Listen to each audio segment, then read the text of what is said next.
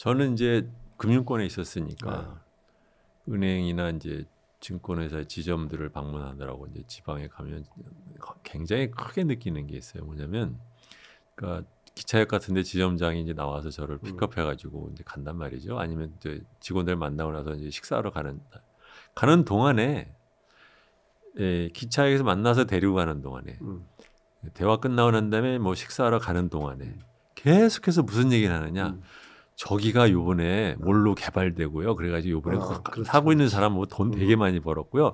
저기 있는 사람은 뭐 저 언제 개발될지 몰라가지고 온통 개발 얘기를 하고 있는 거예요. 그러니까 아까 얘기했듯이 그 농촌에 이제 이 농업적으로 얘기하면은 생산성 높이는 거고 농촌으로 가면은 지역 개발이야. 그렇죠. 네? 그러니까 나는 이렇게 얘기를 하죠. 늘 한 얘기지만은 모든 사고를 거기 살고 있는 사람 중심으로 해라. 그러니까 이런 정책을 했을 때 이것이 여기 살고 있는 사람에게 어떤 혜택이 갈 것이냐. 이 얘기를 해야지. 그게 아니라 이 정책을 하게 되면 뭐가 새로 들어와. 아니 그 들어와 가지고 고용 창출효과가 얼마고 생산액이 뭐 얼마고 뭐 이따위 소리 한다 말자면은 그래서 거기 살고 있는 사람들이 그럼 좋아진다는 얘기야? 그 얘기는 아니. 그래서 나는 얘기를 하는 지역개발이라는 것도 마찬가지지. 거기 살고 있는 사람들이 지금 사는데 뭐가 불편하냐. 그 불편함을 해소해 주는 것이 기본이다. 출발 우선. 그렇잖아요. 아니 뭐 물건 하나 살라 해도 마트도 제대로 없어가지고 물건 살 수 없는 사람들한테 그 옆에다 멋진 공장 지어가지고 예를 들면은 일자리 좀 만들어주겠다는 게 무슨 의미가 있는 얘기냐 이런 얘기를 하듯이 그러니까 지금까지 정책이라고 하는 게 그런 지역개발 정책이네. 지역개발 정책도 두 가지란 말이야. 하나는 대단히 개발 정책이 있잖아요. 국가가 나서서 하는 거지 그건 말자면. 그다음에 이제 뭐 지자체나 또 이렇게 나서서 하는 이제 개발 정책이 있잖아요. 근데 그런 정책들은 사실은 뭐 혁신도시 지정, 산업단지 개발, 뭐 다 그렇지. 택지 개발, 뭐. 그러니까 그게 거기 사는 사람 입장에서 본다면 예를 들면 하나 이런 얘기를 할 수 있는데 농지와 관련된 얘기지만 자 세종시가 거기 이제 들어왔잖아요. 그럼 내가 충남대학 교수를 하면서 그 5년 단위로 그 전수조사를 하던 마을이 한 두 군데 있었어. 근데 그 마을 하나가 세종시에 들어간 거야. 근데 어떻게 들어갔냐? 희한하게 들어갔어. 앞에 있는 농지는 세종시로 편입되고 그 다음에 주택가는 이제 그냥 그대로 있는 거예요. 맞죠? 그런 경우가 많죠. 왜냐하면 이제 선 걷다 보면 도로 중심으로 걷다 보면 도로 건너에 농지가 있었고 이쪽에. 그런데 그 당시에 아마 거기 농값이 한 5만 원 정도 했을 거예요. 5만 원이나 좀 했을 거예요. 근데 얼마에 보상했느냐 하면은 20만 원인가 25만 원을 보상을 했어요. 굉장한 거지. 엄청난 거 아니에요. 근데 그분들이 데모를 했다고. 수용 반대한다. 그러니까 뭐 싸다는 얘기도 회사 수용 반대한다. 근데 그 이유가 있어. 뭐가 이유가 있느냐. 자, 내가 지금 거기서 예를 들어서 5,000평의 농사를 짓고 있다. 5,000평의 농사를 짓고 있는데 내 땅은 1,000평이고 4,000평이 남의 땅이에요. 4,000평이. 그러면 1,000평이면은 내가 예를 들어서 돈을 받는 게 얼마 받는 거예요? 전 같으면은 5만 원, 5천만 원 받던 것을 2억을 받는 거 아니에요? 예를 들면 20만 원 같으면. 그럼 엄청나게 돈을 받는 거지. 그런데 그 사람이 거기서 2억을 받아가지고 대전 나가 살아야 되는데 대전 나가서 뭐라고 사냐? 아파트 하나도 못 구해. 그렇잖아요. 그럼 그 사람 입장에서는 여기 사는 게 좋아 지금. 남의 땅 붙여서 4,000평 붙이고 내 땅 1,000평, 5,000평 해가지고 그냥 지금 있는 집에서 살면 좋아. 괜히. 근데 그걸 우리 사람들이 생각하지 않고 어이씨 5만 원 준다는 땅을 20만 원 준다는데 말이야 반대한 저 욕심쟁이들하고 막 비난했거든 바깥에서. 그건 내가 그래서 뭘 세상을 알고 비난해. 거기 살고 있는 사람들 입장에서. 근데 그 사람 사실은 4,000평이라는 소작을 하고 있었기 때문에 반대하는 것이지 4,000을 갖고 있는 사람은 또 찬성했을 거 아니에요. 그렇지. 그러니까 여러 유형의 사람들이 있지만 대부분은 이미 벌써 대전 근교에는 그 자기 땅을 가진 사람보다는 남의 땅을 농사짓는 사람이 대부분이죠. 지금도 마찬가지지. 그러니까 그 사람들은 갑자기 생계를 뺏기는 거지. 그러니까 말은 뭐 예를 들면 세종시가 들어와서 우리 동네가 말하자면은 뭐 앞으로 멋진 뭐 세계적인 도시가 되는지 모르겠으나 거기 살고 있는 농민들 입장에서는 자기 삶의 틀을 뺏기는 거거든.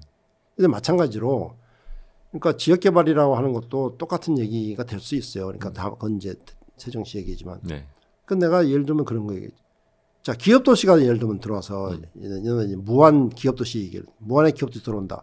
무한 인구가 그때 한 8만쯤 됐을 거예요. 그런데 앞으로 기업 도시 만들어서 무한 인구를 30만 인가를 만들겠다 이거. 이제 큰 이제 네. 멋진 싸움이 붙었지. 반대 찬성. 그 날들은 이제 내가 뭐 전문가도 아닌데 와서 이제 좀 중재 좀 해달라고 날 불렀어. 가서 그런 내가 뭐라 그러겠어요. 싸움판에. 그 내가 한 말은 그거지. 자, 30만의 도시를 만들었을 때 여기 지금 현재 있는 8만인가 이 사람들의 삶이 어떻게 바뀔 것인지 설명해라. 응? 그래서 만약에 30만 도시가 된 이 사람이 8만에 된 사람들의 삶이 더 좋아진다고 얘기하면 오케이 난 찬성 지지. 근데 만약 그게 아니고 30만 도시가 되고 나서 보니까 8만 사람들은 저 귀퉁이에 말자면은 이방인처럼 되어버렸더라. 난 반대. 자, 당신네들은 뭐를 지금 생각하느냐. 나 이렇게 나면 알았어요. 그 가만히 생각해 보니까 이게 그렇거든. 그동안에 돌아온 일들이라고 하는 거, 지역개발이라는 것이 보면은 결국은 거기 살고 있는 사람들은 쫓겨나는. 우리가 지금 뭐 재건축, 재개발하면 다 지금 거기 살고 있던 사람, 새들 사람들은 다 쫓겨나듯이 지역개발에 그런 건 내가 봐서는. 그러니까 그런 개발 하지 마라 이거지. 하지 말고, 말을 그런 개발한 이유는 뭐 속셈은 딴 데 있으면서 겉으로는 그렇게 해서 지역 사람들 잘 살게 해주겠다는 얘기인데 그건 아니다. 자, 그런 거죠. 근데 아까 이제 말씀하신 거 열어서 이제 조금 연결을 하면 우리나라의 지금 경작을 하는 사람이 갖고 있는 비중이 반밖에 안 된다면서요. 그러니까 이제 우리가 우선 농지를 소유할 수 있는 자격이 있는 사람들에게. 네. 그 농업인이라지, 농업인. 네. 네. 옛날에 농민을 지금 이제 좀 고상한 말로 농업인이라는 말을 쓰는데 똑같은 얘기예요. 네. 농업인이 있고, 그 다음에 농업법인이 있단 말이에요. 네. 그러니까 이제 개인이 아니라 법인으로서 농사 짓는 네. 사람들. 네. 이게 이제 사실은 큰 문제인데, 어쨌든 간에 그렇게 현재 법에 그렇게 허용이 돼 있어요. 그게. 그리고 그 사람들이 가지고 있는 땅은 이제 농민들이 가지고 있는 땅이라고 봐야지. 네. 그렇잖아요. 그렇죠. 그 다음에 비농업인. 그야말로 지금 얘기한 그런 사람 아닌 사람들 네. 가지고 있는 땅. 그렇게 보면은 한 55대 45쯤 돼요. 55, 45. 비농업이 갖고 있는 게 45. 45. 그런데 그 농업인이라는 사람이 가지고 있는 땅들도 자기가 안 짓는 땅이 또 많아. 농업인은 자기 원래 가지고 있는데 여러 가지 명목으로 임대를 주고 있는 거지. 네, 지금 우리가 임대를 줄 수가 있게 돼 있으니까. 네, 네. 그렇게 따지면은 경작자, 우리 경제 유전의 원칙으로 돌아가면 경작자가 가지고 있지 않은 땅이 절반이 넘는 거예요. 네. 그러면 절반 이상이 농사 짓지 않는 사람이 땅을 가지고 있다. 이렇게 보시면 되죠. 저도 이제 최근에 그 소리를 듣고 놀랐는데 그게 언제 그렇게 된 거예요? 언제 이제 그렇게까지 됐습니까? 그게? 이게 이제 어쨌든 시간이 역사라는 게 길잖아요. 그러니까 우리가 경제유전의 원칙이라는 게 48년 제헌헌법에 들어가 있는 거거든요. 네. 제헌헌법에. 그때 들어가 있는 거지만 그것도 농지개혁을 여담이 이제 했고. 그러나 어쨌든 뭐 조금씩은 뭐 이런저런 이유로 하여간 좀 물러나지겠죠. 그런데 1970년대까지만 하더라도 그 비율이 한 15%에서 20% 사이였어요. 그 지금 그 비경작자들이 가지고 있는 우리가 소작지라고 얘기해요. 소작지. 근데 1980년에 그 5공화국이 들어서면서 헌법을 바꾼다고. 헌법을 바꾸는데 헌법을 바꿀 때 뭐로 바꾸느냐면은 뭐 농지 이용의 효율과 뭐를 위해서 임대차를 허용할 수 있다. 이렇게 바뀐다고. 이제. 농업에서 임대차. 그렇지. 그게 이제 헌법에 들어가는 거예요. 이제 지금 우리 헌법도 지금 121조 1항이 그 경제유전 원칙이고 2항은 뭐냐면 이런 경우는 임대차를 허용한다. 이렇게 돼 있는. 그 법이 들어가는 것이 1980년이라고. 80년이고 그것을 약간 개정해서 한 것이 87년 헌법이에요. 네. 그러니까 지금 우리 헌법이 87년 헌법이잖아요. 네. 현재. 그러니까 87년 우리가 헌법이지.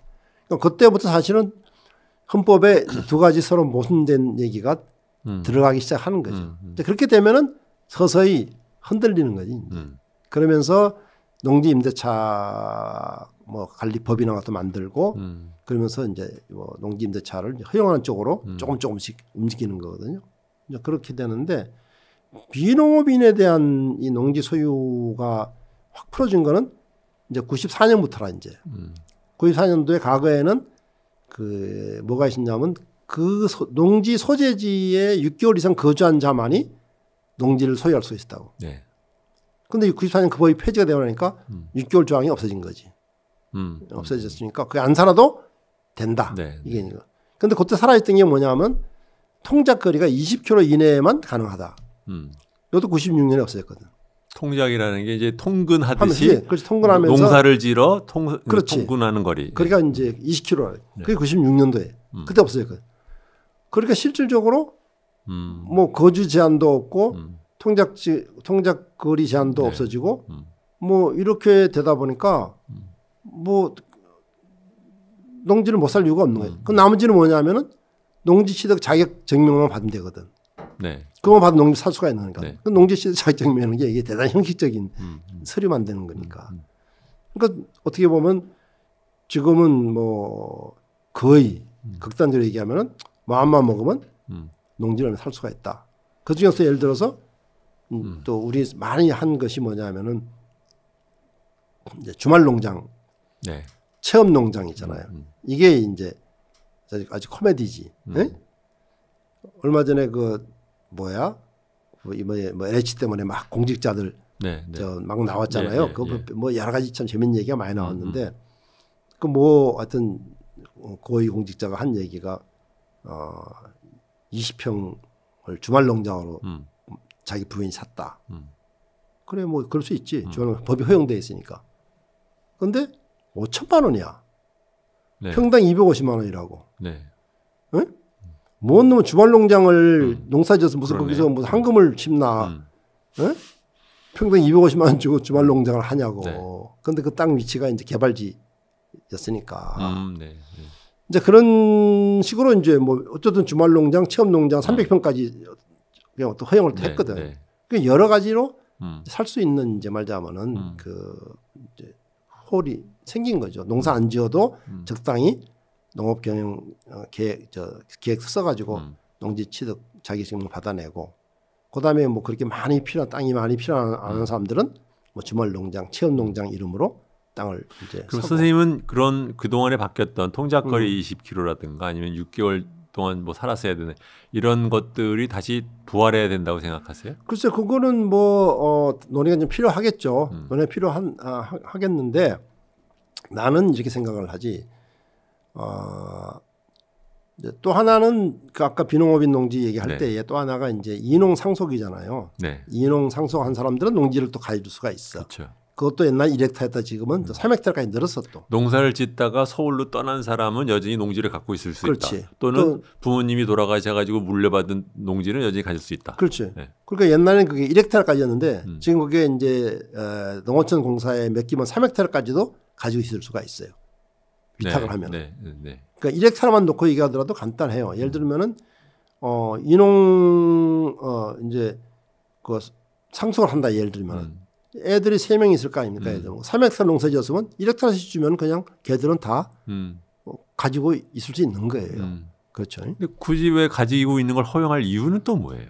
그러니까 뭐 본인의 의사와 관계없이 옛날부터 농사를 가지고 있던 농지다 이거지. 그러니까 뭐 그건 뭐 여러 가지 이유가 있겠죠. 근데 얼핏 생각해도 우리나라 1헥타르면 사실은 평균 농지비로 생각하면 굉장히 큰 거잖아요. 큰 거지. 지금 우리 평균 한 1.5헥타르 되니까 농사 안 짓는 사람이 1헥타르에서 많이 가지는 거죠. 네.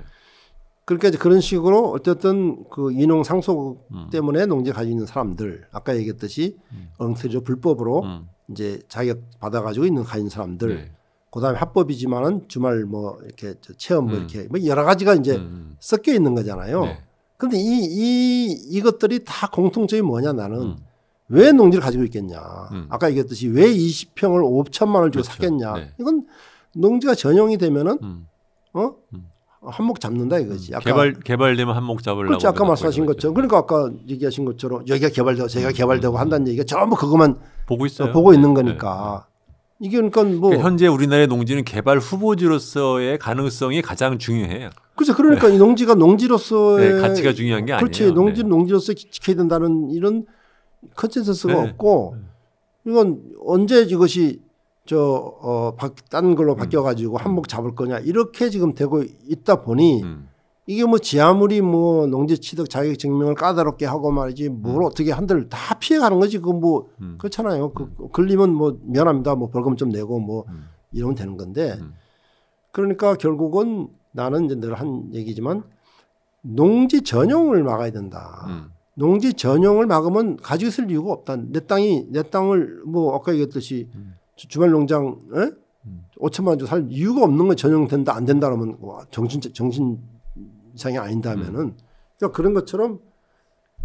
근데요 그걸 말씀을 하시면 사람들은 이제 뭐라고 얘기할 거냐면 하나는 지금 경제가 팽창하면서 추가적인 택시나 뭐 공장 부지가 필요하면 그러면 그건 어디서 하라는 거냐. 그렇지. 네, 두 번째로는 그 농지를 아무나 지금 생산성이 낮아서 맨날 국제 가격보다도 높게밖에 안 된다고 하는데, 그러니까 소위 말하면 어떻게 보면 그 굳이 갖고 있어서 경제적으로 별로 이렇게 생산성도 낮은 농지를 언제까지 농지로 갖고 있는 게 장땡이냐 그렇게 얘기할 수 있잖아요. 당연하지. 그러니까 그런 얘기들 하죠. 그런 얘기를 하는 건 맞는데, 그러니까 우선은 우리나라의 우리 국제 비교를 그래서 하는 건데. 국민 1인당 경지 면적이라는 게 있잖아요. 네. 국민 1인당. 우리가 굉장히 작아요. 예를 들면은 중국이 0.1헥타르야. 네. 국민 1인당. 네. 일본이 0.030, 0.35인가? 네. 뭐 이렇고 하여간 정확한 0.35일 거예요. 그리고 우리가 0.03이라. 그러니까 일본보다 우리가 작은 거예요. 전 세계적으로 가장 작은 경지 면적이. 그러니까 아까 얘기했듯이 곡물자급률이 21% 나오는 거예요. 그러니까 곡물자급률이 전 세계 낮은 거지. 그러면 이제 내가 그렇게 이제 물어보고 싶은 거지. 자, 그러면은 지금도 우리가 21% 곡물자급률로 가장 낮은 나라인데 그러면 또 농지를 더 없애가지고 더 낮춰도 좋겠습니까? 이게 첫 번째 질문을 이제 할 수가 있겠죠. 그다음에 또 아까 얘기했듯이 농업이 가지고 있는 여러 기능이 있다고 얘기를 했는데 그런 기능의 베이스는 농지야 말이야. 농지가 없는 농업이랑은 있을 수가 없는 거니까. 네. 요즘 말하는 뭐 수경 농업도 재배도 하지만 그건 그런 의미에서 결국은 농업이나 농촌이 가지고 있는 그런 다원적 기능을 공익적 가치 인정하신다고 하면은 전 세계적으로 가장 작은 농지를 더 파괴를 하겠습니까? 이런 질문을 내가 하는 거예요, 말자면은. 그래도 그렇게 합시다. 뭐 우리가 뭐 어차피 싱가포르나 이런 나라처럼 그냥 농지 없이 뭐 살면 될 거 아니요. 뭐라고 뭐 얘기하면 내가 거기에 대해서는 나는 이제 할 말이 없어. 왜냐하면 나하고 전혀 다른 이 가치를 가지고 얘기하기 때문에 그건 뭐 대화가 안 되는 거니까. 첫 번째 이제 그런 거예요. 그리고 그게 나는 이제 문제 제기된다고 보고, 두 번째로는 자 같은 얘기지만은 택지와 공장을 어디서 택지와 같은 얘기라 말하자면은 우리가 농지라는 것을 그냥 필요하면 언제든지 그냥 아까 얘기했듯이 훼손해도 좋다라고 생각을 가지고 있는 사람들은 그렇게 이야기 돼 있다. 기본적으로 농지가 필요 없는데라고 생각하니까 택지와 말자면은 이 뭐 산업단지 그러면 똑같은 질문 다시 해. 그럼 다른 나라는 택지가 없고 산업단지가 없어서 그러면 1인당 경지 면적이 우리보다 큰 거냐? 그건 아니다 이거지. 그러니까 우리는 그럼 그거는 경작 가능지의 비중이 우리나라가 작아서 그럴 수도 있죠. 뭐 전 국토 대비 산지를 뺀 경작 가능지의 비중이 작기 때문에 죄 시작이. 물론 그럴 수도 있죠.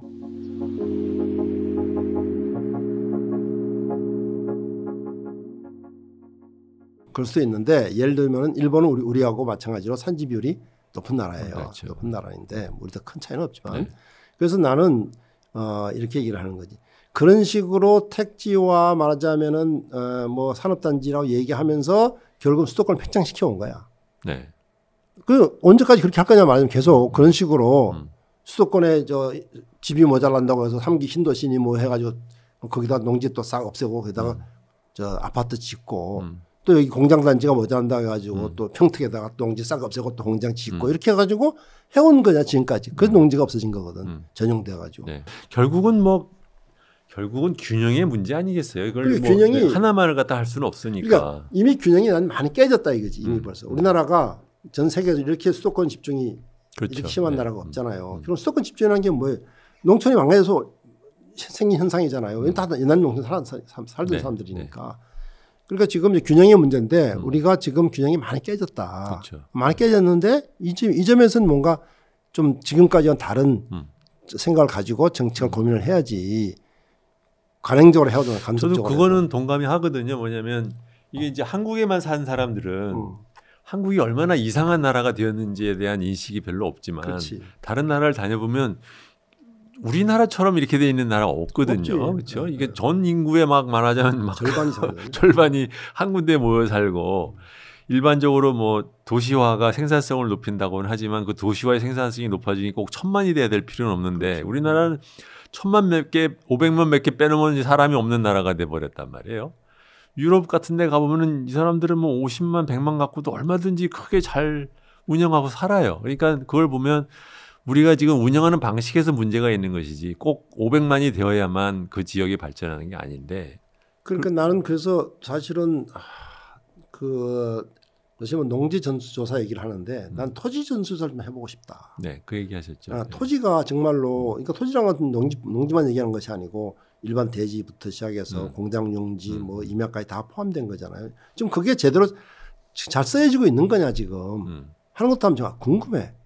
네? 솔직히. 그러니까 정말로 아까 얘기했듯이 택지나 산업단지가 필요하다는 토지 사용 실태를 갖다 100% 전수조사를 하자. 그렇지. 토지나 택지 우리 택지가 정말로 여기 정말 굳이 또 얘기하자 한다면 뭐 서울에 집을 짓는다 칠 때 정말 서울에 있는 이 택지가 잘 제대로 다 활용이 되고 있는 거냐 아니면 어떻게 또 뭐 되고 있는 거냐 이런 게 사실은 전혀 데이터가 없는 상태에서 그냥 주먹구구로 다 하고 있는 거 아니에요. 그래서 나는 정말 우리나라의 국토가 제대로 효율적으로 이용되고 있는가 하는 것들을 알기 위한 토지조사 사업을 해야 된다. 알아서 그 다음에는 그걸로 뭐 해요?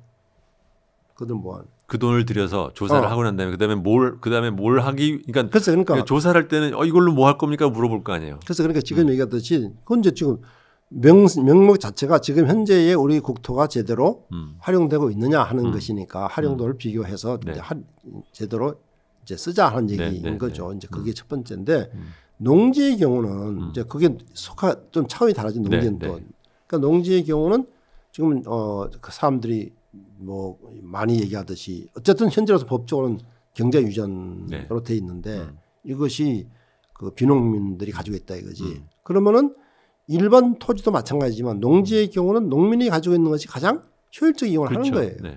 그리고 농민이 그걸 갖지 못하는 경우에는 장기 임대라도 해야 돼. 네. 그렇잖아요. 단기 임대가 아니라 내 땅은 내 땅은 아니지만은 뭐 10년, 20년 내가 산다. 그러면 거기에 이제 자기 땅처럼 농사를 지을 거 아닙니까? 그다음에 또 하나는 아까 얘기했듯이 농업을 다원적 기능으로 가려고 하는 경우에는 있어서는 실제로 그 농지가 단순히 소유와 말하자면 이용자가 누구냐는 것이 아니라 어떻게 실제 이용되고 있느냐. 이게 지금 말하자면 오염 농약 소유자, 이용자 그리고 이용 실태. 그렇지. 실질적인 말하자면은 이런 것까지를 얘기를 해야 농정이 제대로 이제 뭔가 데이터를 가지고 할 수가 있는 거 아니에요. 그죠. 그런 의미에서 나는 크게 보면 국가 전체로 본다고 한다면은 토지조사 사업 같은 거를 좀 대대적으로 한번 해서 전국의 토지에 대한 소유 이용 실태 이거 뭐 못할 겁니다. 이거 하면 뭐 내가 보면 뒤집어지는 거 아니야 나라가? 왜냐하면 우리나라가 지금 토지자산 진입 개수가 0.83이더라고. 네. 엄청 높아요. 그러니까 우리 일반 소득 진입보다도 2배 이상. 그렇죠. 그러니까 이게 뭐 내가 뒤집어질 것 같으니까 아마 못할 것 같은데 어쨌든 뭐 그런 내 생각이고. 그다음에 그걸 못한다 치더라도 농지의 경우는 적어도 전초사를 할 필요가 있지 않느냐 뭐 이런 생각을 가지고 있는 거죠. 그러니까 우리나라가 지금 토지 재산 토지값의 총합이 GDP에 비해서 다른 나라보다 월등하게 높잖아요. 일본보다도 높은 나라이잖아요. 일본보다 우리가 2배 이상 높지. 그렇게 되는 큰 이유가 크게 보면은 보유세가 낮은 거랑 비농민이 농지를 갖고 이제 알박기로 이제 갖다 놓고서 이제 재우고 있는 이것 투기할 수 있는 이 두 가지가 합치면서 이렇게 되는 거 아니겠어요? 그러니까 이제 보유세 자체는 뭐 농지뿐만 아니고 그 그렇죠. 일반 네, 이제 네. 전체 우리나라의 보유세가 낮잖아요. 네. 한 0.16좀 네, 된다. 실효세가 0.16. 그럼 미국이 한 1%쯤 된다고 하여튼 미국에 네.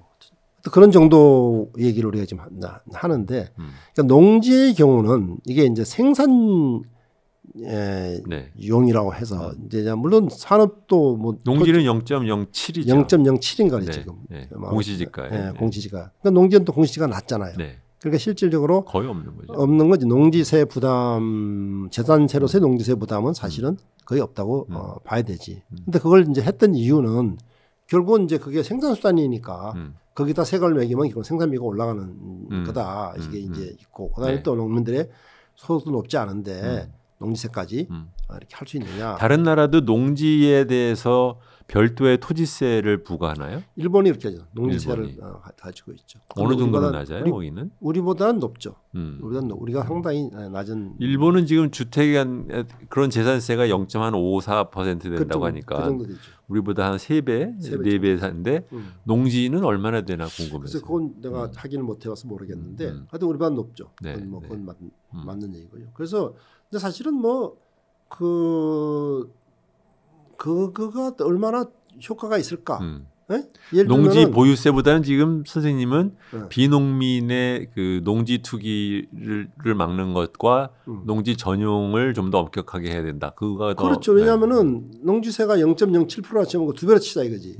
그럼 0.14%가 될 텐데 네. 그거 뭐 공시지가 낮고 그러면 얼마 되겠어요. 근데 뭐 저 개발만 되면 그냥 몇 배, 10배씩, 20배씩 뛰는데 그거 뭐 무서워가지고 네. 투기 안 하겠어요? 내 생각에는. 음. 그래서 뭐 농지세도 좀 합리화시킬 필요가 있겠다 하는 생각은 하지만 그걸로는 큰 효과가 없다. 워낙 이게 낮은 상태고. 농지 전용을 막자고 하셨는데 그럼 농지가 지난 예를 들면 10년, 20년에 걸쳐서 어느 정도가 줄었어요?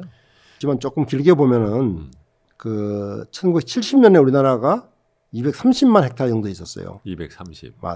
그런데 2019년에 그 158만 헥타르예요. 그러면 약 72만 헥타르가 줄었습니다. 72만 헥타르.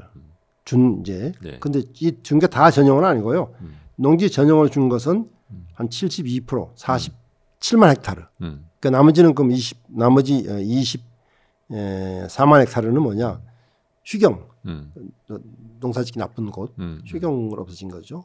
억지로 말하자면 먹고 살려고 막 하던 것들 이제 더 그렇죠. 이상 뭐 산골짜기 농지 이런 것 그런 거 어쩔 수 없다고 이제 치고.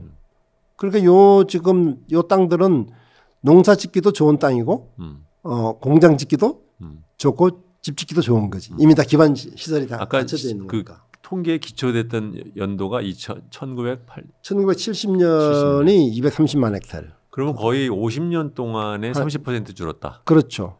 그러니까 근데 만약에 기본 자연스러운 거 아닙니까? 그동안에 우리나라 경제가 엄청 산업화가 됐으니까.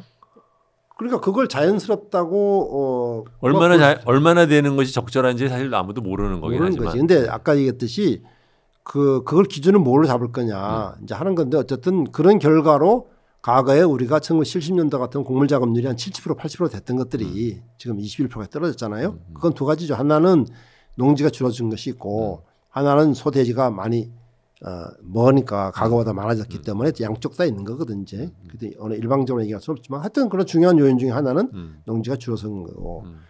그러니까 뭐 어느 나라든지 간에 산업화되면서 농지가 많이 줄었겠죠. 근데 지금 얘기하는 핵심은 뭐냐 하면은 좋은 농지가 많이 줄었다 이런 얘기지. 네. 그러니까 농사짓기 좋은 곳은 공장 짓기도 좋은 곳이니까. 평평하니까 택지 조성 비용이 낮아서. 그렇죠. 그러니까 뭐 이 도로 한번 쫙 내면은 그냥 도로뿐만 아니라 그 주변 농지가 다 없어지고 예를 들면은 뭐 이런 식이잖아요. 그래서 그런 거니까 농지가 실제로 그러니까 그 전용되는 그러니까 전용되는 농지들이라는 게 뭐 농사 짓기도 좋지만은 또 대부분 도시 근교일 거라고. 네. 그렇잖아요. 네. 전용 수요가 지금 있는 거니까. 그래서 이게 옛날에 그 우리 절대농지 상대농지라는 거 썼잖아요. 네. 그러니까 절대농지 말이 그렇지 기분이 그렇지. 이건 절대로 농지야. 네. 손대면 안 돼. 네.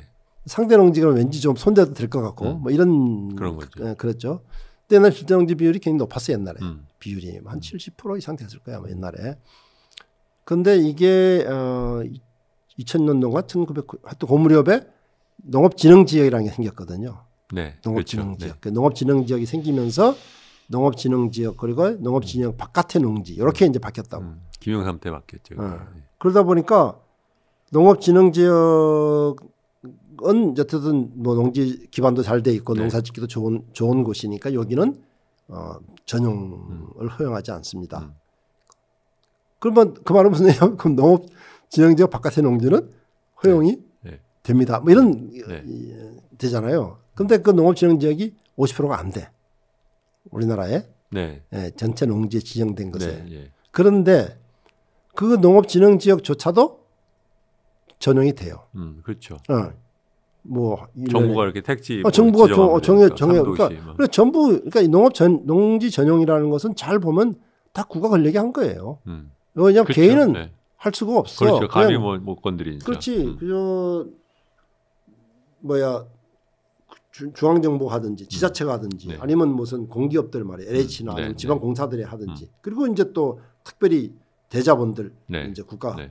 해가지고 하는 이렇게 하고 나머진 투기꾼들이라는 건 뭐냐 그거 잘 봐가지고 옆에다가 땅 쓰다가 네. 이제 버는 사람들이거든요. 그러니까 농지 특히 진흥지역 농지전용은 뭐 거의 그 공권력이다 한다고 봐야 되지. 아무나 할 수가 없잖아요. 진흥지역으로 돼 있는데. 그러다 보니까 사실은 농지가 농지로서 그러니까 알 수가 없는 거야. 네? 그 아까 얘기했지만 인농 상속으로 농지를 가지고 있어. 사실은 진흥지역인데. 네. 근데 뭐 거기서 쌀도 좀 먹어야 되지만 언제 또 거기에 또 뭐가 들어서 가지고 땅값이 올라갈 줄 알아? 그러니까 안 파는 거지. 법에도 허용돼 있고. 근데 이제 저는 산업 쪽에서 있는 사람들 얘기를 들어보면 이 사람들은 우리나라에서 지금 자꾸 그 대형 제조업체들이 해외로 나가게 되는 가장 큰 이유 중에 하나가 옛날에는 이제 그 노동력 얘기도 했는데 이제 요새는 소위 말하면 노동력 퀄리티라는 문제도 신경을 쓰니까 그런데 공장 부지를 못 구한다는 거예요. 그러니까요. 네. 그것도 이렇게 생각해야 돼. 지방에 가면 산업단지 빈대 많아. 근데 안 가는 거지. 그건 자기네들이 요구하는 어떤 스펙이 안 맞는 게죠. 스펙이 안 맞는 것은 사람이면 사람이. 지금 그러니까 이 기업들이 지역을 안 내려는 가장 큰 이유가 사람을 못 구하는 거예요. 안 가죠. 사람을 안 구하. 그러니까 그런 걸 해결해야지 어떻게든지 간에. 그걸 해결할 생각을 해야지. 그렇다고 해서 계속 말자면 수도권에다가 농지 전용해가지고 그렇죠. 이런 방식으로는 그건 아니잖아요. 갈 길이. 그러니까 그거를 나는 그 애로사항은 내가 이해는 하겠지만 그러나 국가가 그걸 정책이라고 들고 나오는 것은 난 맞지 않다. 어쨌든 간에 지금 좀 시간이 걸리고 장기적인 플랜이긴 하지만 어쨌든 지역의 인재도 양성을 하고 해서 기업들이 선생님 말씀하신 걸 잘 듣다 보면 선생님이 지금 말씀하시는 건 사실은 농지에만 관련된 얘기가 아니라 전체적인 국토 이용 개발에 관련된 틀을 바꿔야 되는 얘기처럼 그렇죠. 들려요. 다 관련 있는 얘기죠. 네. 농지라는 게 그 일부니까 그 속에 네. 들어가 있는 거니까. 네. 그러니까 막 서울에 1000만, 경기에 뭐 인천까지 치면 또 한 1300. 1400.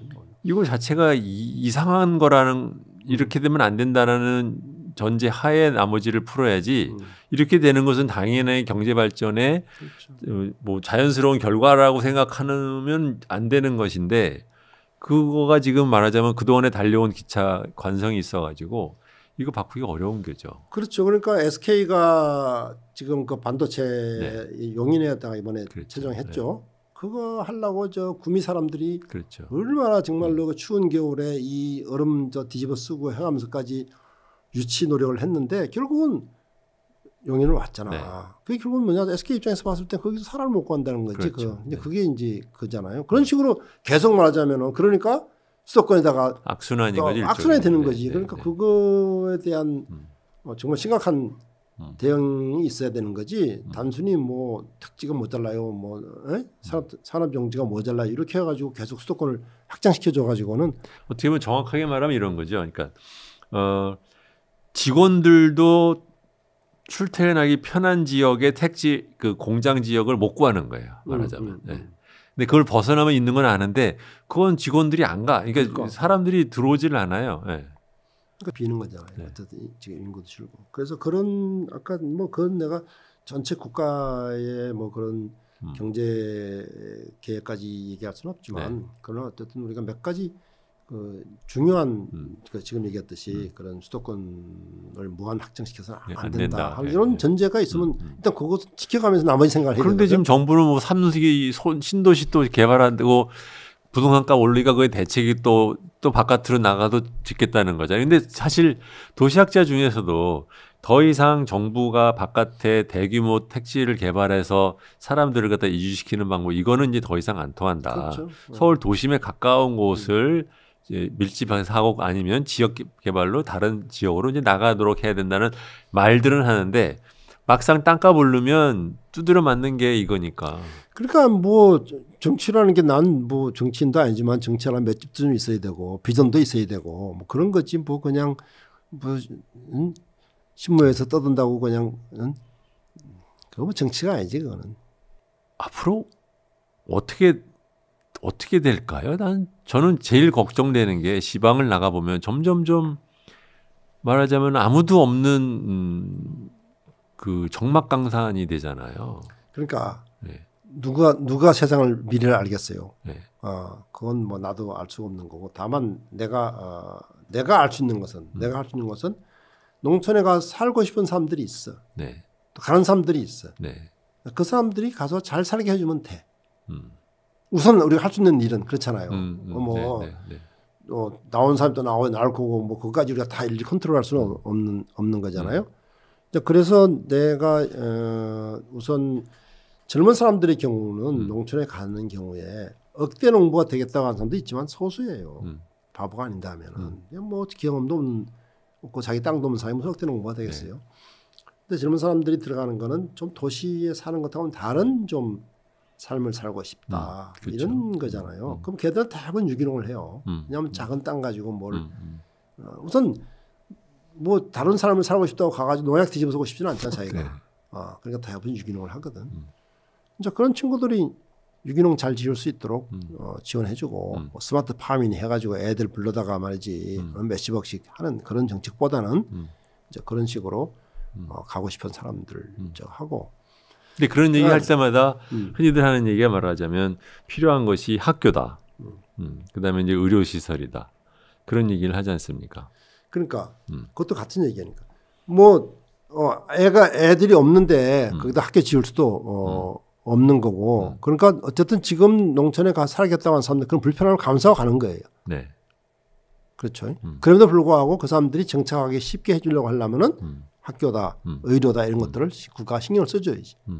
그러니까 순서가 다르다는 얘기예요. 그러니까 무슨 얘기냐면은 의료다, 학교다 이렇게 얘기를 먼저 할 것이 아니고 그 사람들이 들어가 살 수 있는데 가장 중요한 문제는 경제적인 그 우선은 이 들어가 살 때 그리고 지금 살고 있는 사람들도 나 웬만하면 농촌에 살고 싶은데 너무 정말 이 소득이 안 돼. 그 나간다 말자면은 이런 사람들이 있거든요. 그래서 그런 의미에서 내가 얘기했듯이 농업 형태로 본다면 유기농을 다 얘기하고 있는 거고 농촌에 대해서 내가 요즘에 계속 한 얘기가 농촌 주민수당 얘기를 내가 많이 하고 있는데 그걸 뭐 이재명 지사는 그 농촌 기본소득이라고 해서 얘기를 하는 것 같더라고요. 근데 그건 조금 뭐 그 사람 뭐 말만 하면 다 기본소득이에요. 글쎄, 뭐든지 기본소득이니까 난 뭐 하여튼 그건 그 사람 얘기고 어쨌든 뭐 큰 개념적으로 아마 내용적으로 크게 다를 바가 없는데 어쨌든 농촌 주민수당을 얘기를 이제 하는 거지. 왜 그러냐? 결국은 뭐 내가 말하는 농촌 주민수당을 얘기하는 것은 주로 면지역도 인구가 많이 빠지는 면지역, 그러니까 순수 농촌 지역을 얘기하는 거죠. 그러니까 나는 그럼 사람들이 야, 그 사람도 안 사는데 거기다 뭘 사람 살게 하려고 하느냐? 나는 그렇게 생각지 않지. 거기에 사람이 살고 뭔가 움직임이 있으면 그러면 면소재지가 살고 그다음에 면소재가 살면 업이 살고 업이 살면 중소도시가 사는 거야. 지금 식으로 얘기하면은 중소도시를 멋지게 해가지고 거기다 저기 사는 것이 아니고 모세혈관이 가 있는 세포를 건강하게 그렇죠. 만들어야 나머지가 건강해진다. 건강이 되는 건 그건 당연한 얘기 아니겠어요? 근데 우리는 그렇게 안 하거든. 말하자면 중심지를 가지고 다 얘기를 하고 그렇죠. 있고 그러니까 난 안 맞다. 그게 우리가 말하는 소위 트리클 다운 아니에요, 말자면. 근데 또 한편에서는 이제 우리나라가 인구가 줄어들기 때문에 아무래도 지방은 소멸되어 있기 때문에 지방을 거점 핵심 도시 위주로 길러야 된다. 그런 얘기도 그러니까 하잖아요. 그것이 거점이 되기 위해서는 그걸 받쳐주는 힘이 있어야 된다 이거지. 내 얘기는. 거점 도시 말하자면 도시라는 면에서는 중점 핵심 거점 도시로 가야 되지만 그 도시 역시 배경이 되는 농촌이 없이는 불가능한 거 아니냐. 그렇죠. 그 말씀하시는 그러니까 거죠. 지금 우리가 아주 간단히 얘기하면 이런 거죠. 자, 엊그저께 우리가 갔다 왔잖아요. 예를 들면은 안동, 네. 안동 같으면 얘기라도 마찬가지지. 안동업이라는 게 뭐예요? 안동 주변에 있는 그 면들이 이게 돼야 네. 그게 살아가는 거지. 그게 죽으면 이거 같이 죽는 거지. 근데 지금 그렇게 죽어온 거지 말하자면 서서히. 그러니까 네. 인구가 예를 들면은 뭐 의성 같으면은 옛날에 3만이었던 게 지금 6만으로 줄었다.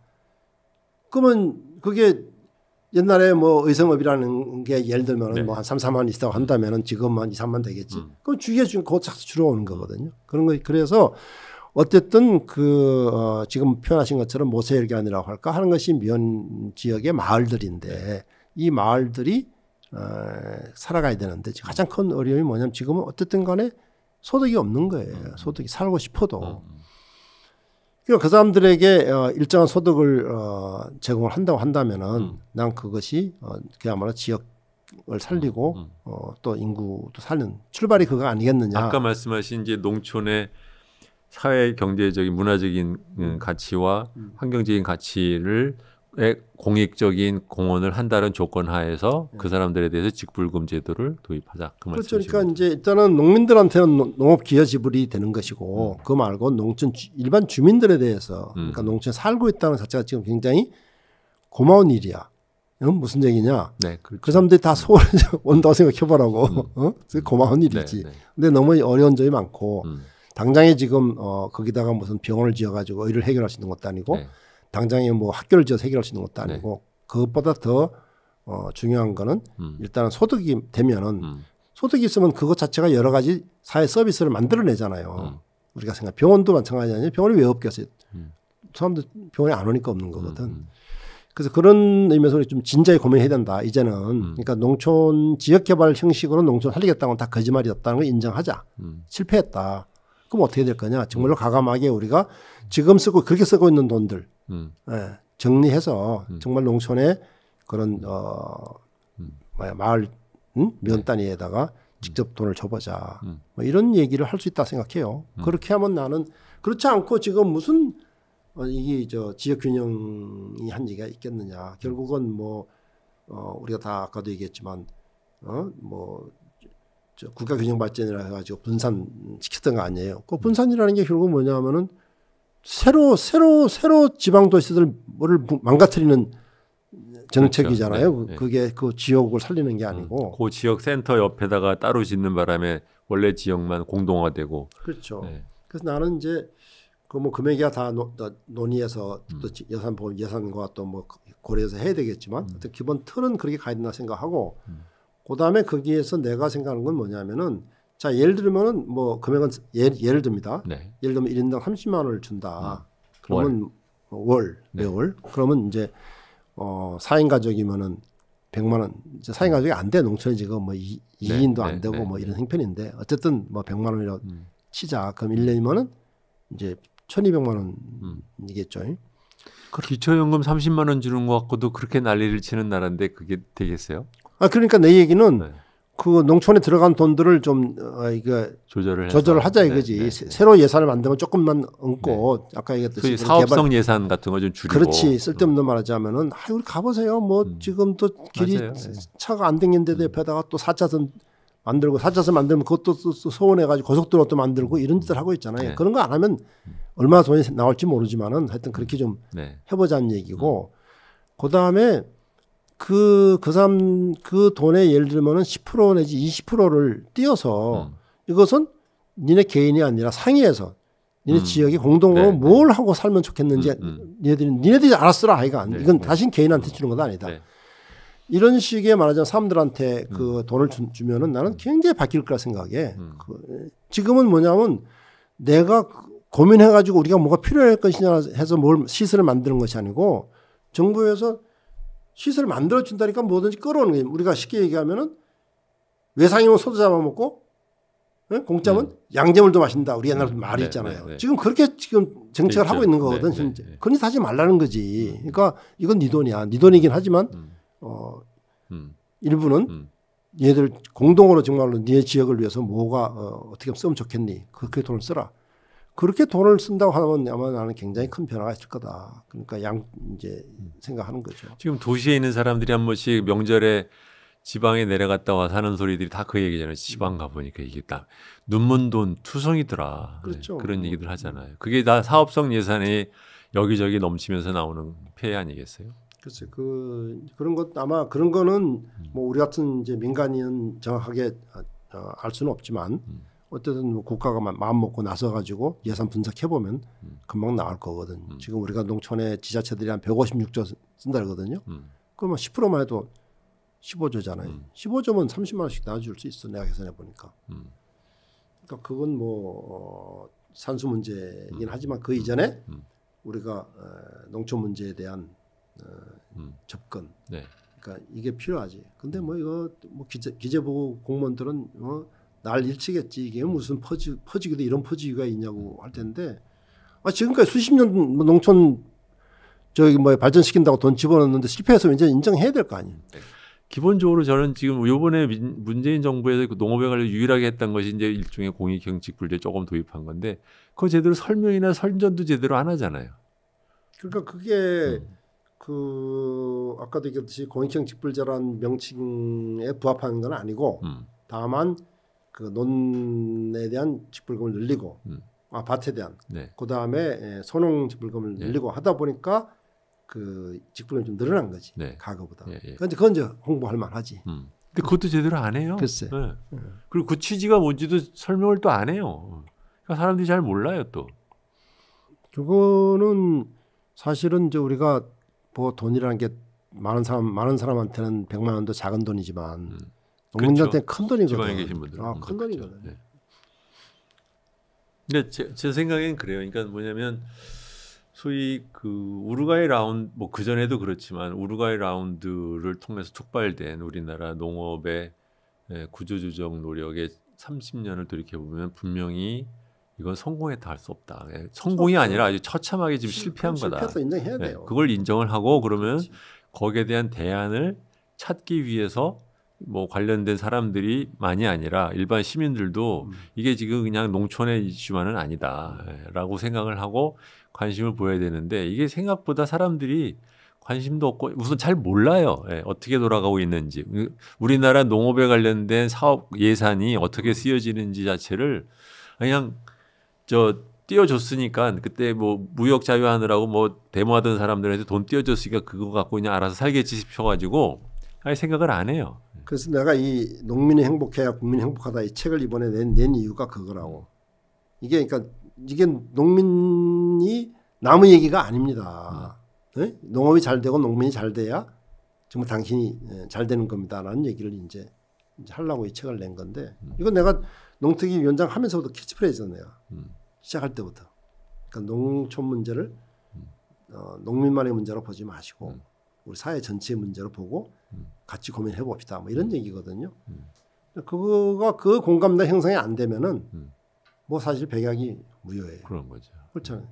어쨌든 네. 예. 선생님 뭐 지금 말씀하신 걸 말하자면 생산주의 농정의 폐해를 국민들이 좀 더 이해를 하고 그것에 대한 전기를 마련하는 방법 중에 하나가 농지에 대한 또는 토지에 대한 사용 실태를 통해서 토지에 대한 투기를 막는 준비 작업을 하는 것과 동시에 모세혈관에 해당되는 면 이하 지역에 사는 사람들한테 직불금 제도를 확정을 해서 그 사람들이 우선 농촌에 머물면서 살 수 있도록 해주는 것부터 시작을 하자. 네. 그렇게 얘기를 하셨다고 제가 좀 정리를 하면서 끝내겠습니다. 여러분 이게 어려운 얘기인데 오래 들으셔서 수고하셨고요. 또 다른 또 좋은 기회가 있으면 또 농촌 농업에 관한 얘기는 또 제가 다시 한번 또 찾아뵙도록 하겠습니다. 네, 안녕히 계십시오.